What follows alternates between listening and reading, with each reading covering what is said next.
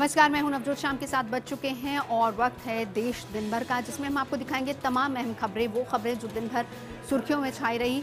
कुछ सुर्खियां आपने देखी, लेकिन इसके अलावा बहुत सी ऐसी खबरें हैं, जैसे सबसे पहले एसीबी विवाद, जिसको लेकर अभी फिलहाल केजरीवाल को झटका लगा है, जिसमें हाईकोर्ट ने साफ तौर पर कह दिया है कि मीना अपने पद पर काबिज रहेंगे। इसके अलावा हाई प्रोफाइल तिहाड़ जेल, जिसको सबसे ज़्यादा सुरक्षित माना जाता है, वहाँ से 2 कैदी फरार होने में कामयाब रहे। हालांकि एक को पकड़ लिया गया है, लेकिन दूसरा कैदी फरार हो गया, जिसकी तलाश में अभी फिलहाल पुलिस लगी हुई है।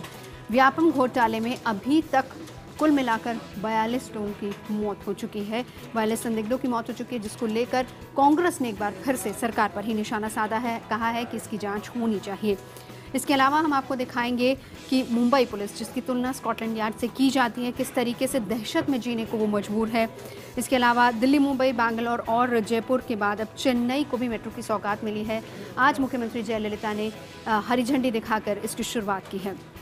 यूपी के मैनपुरी में पंचायत का एक तुगलकी फरमान सामने आया है, जिसमें बलात्कार पीड़ित की शादी बलात्कार करने वाले व्यक्ति से ही करने का फरमान सुनाया गया है। ये तमाम ऐसी खबरें जिस पर रहेगी नजर।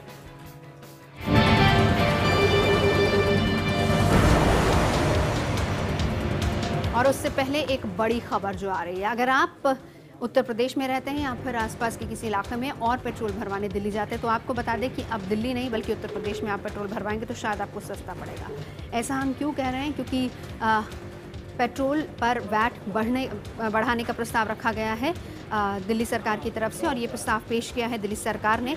इसके बाद कितना महंगा हो जाएगा पेट्रोल, कितना महंगा हो जाएगा डीजल, ये भी हम आपको बताएंगे। फिलहाल बता दें कि केजरीवाल सरकार ने विधानसभा में वैट में 30% के इजाफे का प्रस्ताव पेश किया है, जिस पर अभी हालांकि चर्चा जारी है।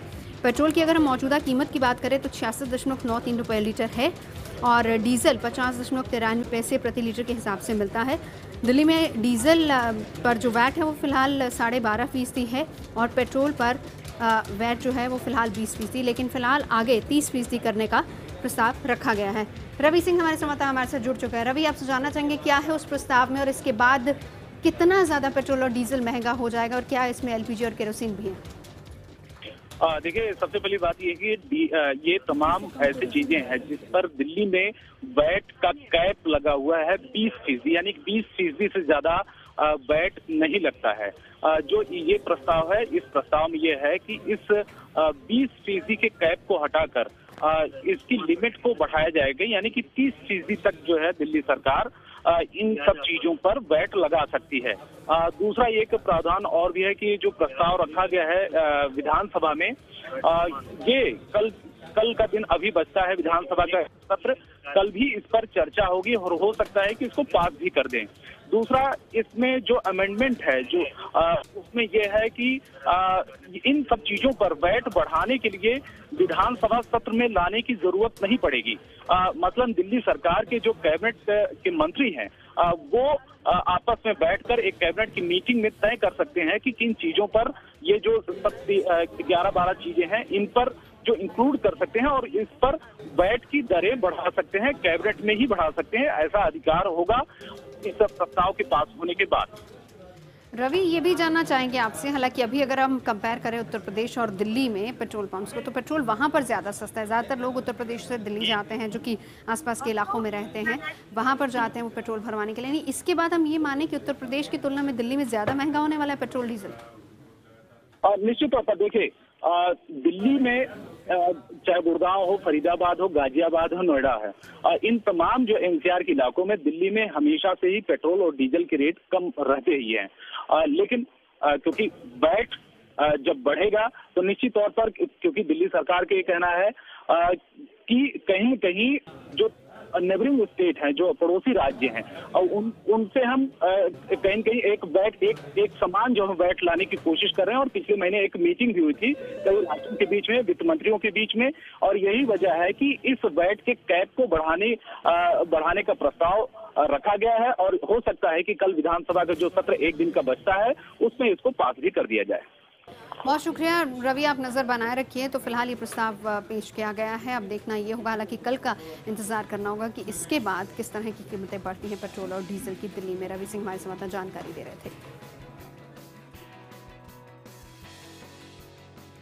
चलिए बढ़ते आगे।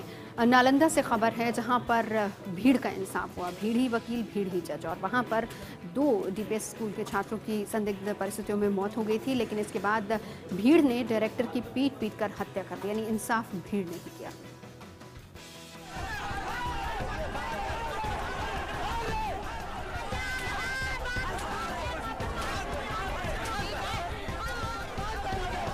नालंदा के डीपीएस पब्लिक स्कूल के 2 बच्चों की लाशें मिलने के बाद भीड़ का गुस्सा फूटा तो स्कूल के डायरेक्टर पर कहर टूट पड़ा।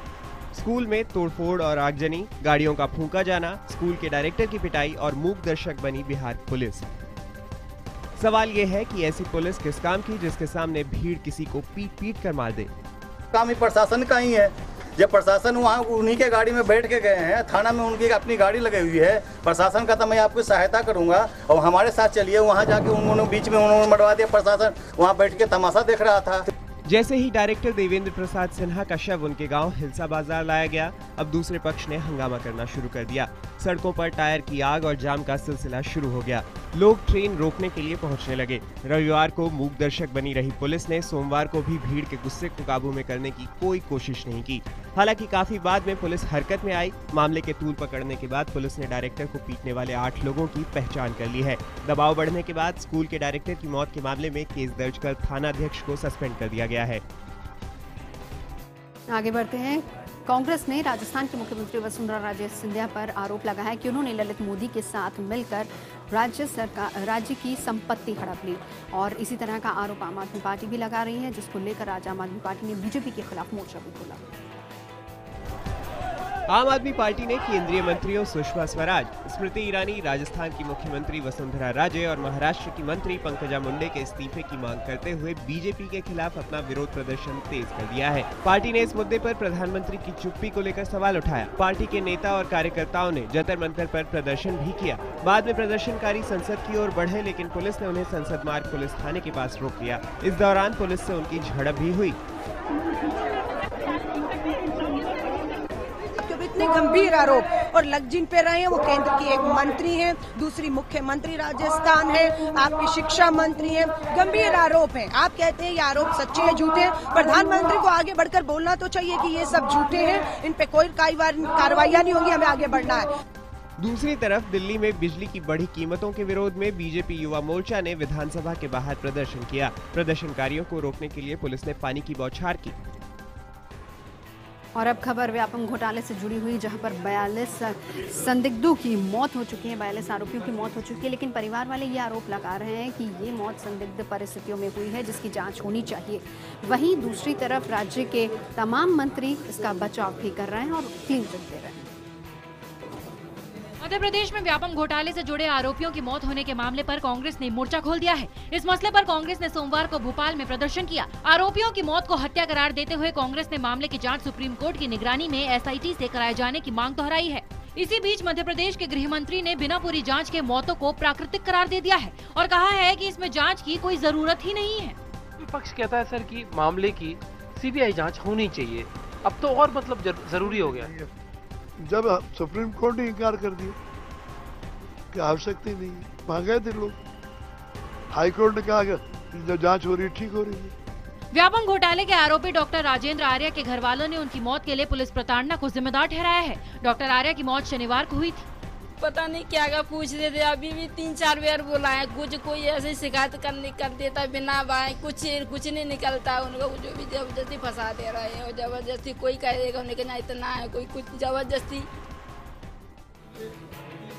और अब खबर उत्तर प्रदेश से, जहां पर बिजली की दरों को बढ़ाने का प्रस्ताव रखा गया है, जिसको लेकर कांग्रेस ने मोर्चा खोल दिया है। कांग्रेस ने इस पूरे मामले को लेकर बवाल भी काटा, प्रदर्शन भी किया और पुतला भी फूंका। लखनऊ में कांग्रेसियों का ये प्रदर्शन बिजली की बढ़ी कीमत के खिलाफ है। एक तो बिजली नहीं और दूसरा कीमत में भारी इजाफा। बड़ी कीमत के विरोध में प्रदर्शनकारियों ने प्रदेश सरकार का पुतला फूंका। कांग्रेस मुख्यालय से जुलूस निकालते हुए कार्यकर्ताओं ने प्रदेश सरकार के खिलाफ जमकर नारेबाजी की। कार्यकर्ताओं ने बढ़ी कीमत वापस न करने पर बड़े आंदोलन की धमकी भी दी। वहीं जालौन में भी शहीद भगत सिंह चौराहे पर प्रदर्शनकारी कांग्रेसी कार्यकर्ताओं ने बढ़ी कीमत वापस लेने की मांग की। इन्होंने भी अखिलेश सरकार का पुतला फूंका। इससे पहले गोरखपुर में भी कांग्रेसी कार्यकर्ताओं ने प्रदर्शन किया। बता दें कि यूपी में शहरी घरेलू बिजली 17% से ज्यादा महंगी हो गई है। नई दरों के मुताबिक शहरी घरेलू उपभोक्ताओं को अब हर महीने 75 के बजाय 90 रुपए बिजली का फिक्स चार्ज देना होगा।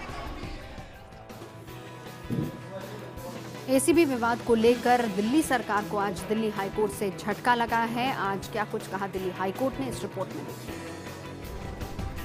एसीपी एसएस यादव बनाम joint commissioner of police MK Meena, या यूं कहें दिल्ली सरकार बनाम केंद्र सरकार। यादव दिल्ली सरकार की सिफारिश पर आए हैं, जबकि उनके आने के बाद मीणा की उनके ऊपर नियुक्ति हुई है एलजी ऑफिस से। इसी नियुक्ति के खिलाफ दिल्ली सरकार ने दरवाजा खटखटाया दिल्ली हाईकोर्ट का। मांग ये की गई कि पूरे केस के निपटारे तक न तो मीणा को काम करने दिया जाए और न ही उन्हें एसीबी के ऑफिस में घुसने दिया जाए। हाईकोर्ट ने इस मर्जी पर फौरन कोई आदेश देने से मना कर केंद्र सरकार को जवाब तलब किया है। मैं इंटरफियरेंस की बात कर रही हूँ। इंटरफियरेंस नहीं होगी क्योंकि कोर्ट ने कहा है act in accordance with law. सुनवाई के दौरान अदालत ने दिल्ली सरकार से पूछा कि मीणा की नियुक्ति के बाद उनके पास अब तक कितनी शिकायतें आई हैं और क्या मीणा के हटाए जाने के बाद एसीबी में ठीक ढंग से काम होगा। दोनों पक्षों की दलील सुनने के बाद अदालत ने भारत सरकार से 11 अगस्त तक जवाब मांगा है। हाईकोर्ट से फौरी राहत न मिलती देख अब दिल्ली सरकार ने तुरंत सुप्रीम कोर्ट में अर्जी डालने का फैसला लिया है। और अब खबर एशिया की सबसे बड़ी जेल यानी कि तिहाड़ जेल की, जहां से 2 कैदी फरार हो गए। हालांकि इस पूरे मामले में गृह मंत्रालय ने रिपोर्ट तलब की है। एलजी ने मजिस्ट्रेट जांच के आदेश दे दिए हैं। पुलिस ने फिलहाल एक को तो पकड़ लिया है, लेकिन एक और कैदी की तलाश अभी की जा रही है। देश की सबसे सुरक्षित और हाईटेक माने जाने वाली दिल्ली की तिहाड़ जेल की सुरक्षा एक बार फिर सवालों के घेरे में है, क्योंकि 2 कैदियों ने तिहाड़ में सुरंग बना ली और पुलिस को इसकी भनक तक नहीं लगी। हालांकि जब ये भाग रहे थे तो पुलिस ने एक को मौके से पकड़ लिया, लेकिन एक कैदी अब भी फरार है। 13 फीट से लेकर 16 फीट की जो 3 दीवारें थी उसको जावेद और फैजान ने एक साथ पार किया। उसके बाद सबसे पहले जावेद इस नाले से, ये आखिरी दीवार है तिहाड़ जेल की, 16 फीट की ये दीवार है। अगर नाले की तरफ से देखा जाए तो 16 फीट की ये दीवार, और उस दीवार को बेहद ही आसानी से पार किया जावेद और फैजान दोनों ने।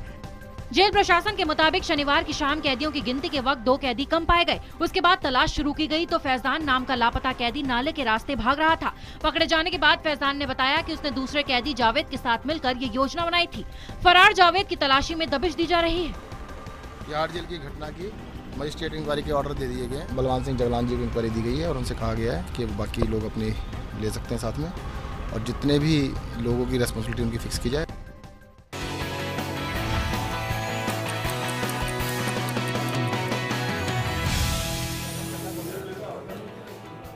मुंबई की सुरक्षा में तैनात पुलिसकर्मी और उनका परिवार हर रोज दहशत के साए में जीता है। उन्हें यही डर सताता रहता है कि कहीं जिन घरों में वो रहते वो जमीन दोज ना हो जाए। डर जायज भी है क्योंकि जिन घर में वो और उनका परिवार रहता है वो पूरी तरह से जर्जर हो चुकी है। बड़ी बड़ी दरारों वाली ये इमारत कभी भी किसी बड़े हादसे का शिकार हो सकती है। मुंबई के वर्ली पुलिस कैंप में 50 से ज्यादा पुलिस क्वार्टर है, जिसमें अधिकतर इमारतें जर्जर हालत में हैं। पर राज्य सरकार की नजर इन दरारों को नहीं देख पा रही है। बिल्डिंग में रहने वाले लोग दहशत में जीने को मजबूर है। हमारे सामने वाली बिल्डिंग का पूरा 3 फ्लोर का स्लैब गिरा पूरा, तो फिर उसकी वजह से हमारा बच्चों का डर और भी बढ़ गया, क्योंकि वो भी सुबह 7 बजे हुआ था। बारिश बहुत तेज थी, सुबह 7 बजे ये हादसा हुआ। ये पूरा देखिए सर, ये पूरा गिरने वाला है। अगर थोड़ा सा भी इसे पूरा खोखला हो गया है, हाँ। ये पूरा गिरने वाला है। देखो पूरा छत पे एकदम फूल गया है पानी से। ये क्या बोले, कितना बोले उनको, बोल बोल के थक गए हम लोग। मॉनसून में इनका डर और ज्यादा हो जाता है। हर साल कोई न कोई नेता आता है और बड़े बड़े वादे करके चला जाता है। वर्ली पुलिस कैंप जैसे हालात मुंबई के दूसरे पुलिस कैंप में भी हैं, जिसमें Andheri police camp, Tardeo police camp भी शामिल है। मुंबईकरों की सुरक्षा में तैनात शहर की पुलिस अगर इस हालत में रहने को मजबूर है तो राज्य सरकार पर सवाल खड़े होना लाजमी है। उत्तर प्रदेश के मुख्यमंत्री अखिलेश यादव अक्सर ये कहते हैं कि वो अपने प्रदेश को उत्तम प्रदेश बनाना चाहते हैं और वो देखना चाहते हैं कि किस तरीके से उनका प्रदेश उत्तम प्रदेश बने। अब उत्तम प्रदेश तो नहीं बन रहा, लेकिन अपराध प्रदेश जरूर बन रहा है। और ऐसा हम क्यों कह रहे हैं, जरा इस रिपोर्ट में देखिए। जरा गौर से देखिए अखिलेश बाबू, आपके उत्तम प्रदेश की तस्वीर है। गोरखपुर के सहजनवा इलाके में मंदबुद्धि लड़की के साथ बर्बर गैंगरेप। इतना ही नहीं, उसके प्राइवेट पार्ट में रॉड डाला गया। घटना 9 दिन पहले की है। फिलहाल महिला को इलाज के लिए बीआरडी मेडिकल कॉलेज के लेबर रूम में रखा गया है, जहां उसकी हालत गंभीर बनी हुई है। बदायूं में नाबालिग से गैंगरेप के बाद उसके निजी अंगों में कांच के टुकड़े डाले गए। मोहल्ले के 3 लड़कों पर 14 साल की लड़की से गैंगरेप का आरोप है। नोएडा में मामूली से विवाद पर अज्ञात बदमाशों ने बाइक सवार दंपति पर फायरिंग कर दी, जिसमें गोली लगने से पति गंभीर रूप से घायल हो गया। बांदा के परसहर गांव में समाजवादी पार्टी के महासचिव जगमोहन यादव पर 9 लोगों के साथ मिलकर एक युवक की लाठियों से पीट कर हत्या का मामला सामने आया है। हत्या का मुकदमा दर्ज हो गया है, लेकिन अभी तक किसी की गिरफ्तारी नहीं हुई है। एक तस्वीर को गौर से देखिए सीएम साहब, क्योंकि हर तस्वीर आपके उत्तर प्रदेश की धज्जियां उड़ा रही है। अपराधी बेलगाम बेखौफ है और जनता डरी सहमी। अखिलेश जी, क्या यही है उत्तर प्रदेश? चुनावों से पहले नेताओं की ज़बानी जंग आम है, लेकिन बिहार में जिस तरह की ज़बानी जंग चल रही है वाकई काफ़ी दिलचस्प है। बात हम कर रहे हैं आरजेडी नेता और पूर्व मुख्यमंत्री लालू प्रसाद यादव और हाल ही में नई पार्टी बनाने वाले सांसद पप्पू यादव की ज़बानी जंग। हम लोग के बीच से कुछ मिर्जाफर जयचंद जाके वहाँ पोछ हिला रहे हैं और समझ रहे हैं कि बहुत बड़ा बात हुई। तो मिर्जाफर और गद्दार और जयचंद लोगों का हिसाब किताब ही बिहार की जनता लेगी। मैं आज भी कह रहा हूँ कि पॉलिटिकल विजन का मतलब क्या? अहंकार में सब कुछ किया। ये पॉलिटिकल जाहिल है, वो पॉलिटिकल विजन वाले हैं। बहरहाल जब तक चुनाव नहीं होते ज़बानी जंग इसी तरीके से चलती रहेगी। तो देश दिन भर में फिलहाल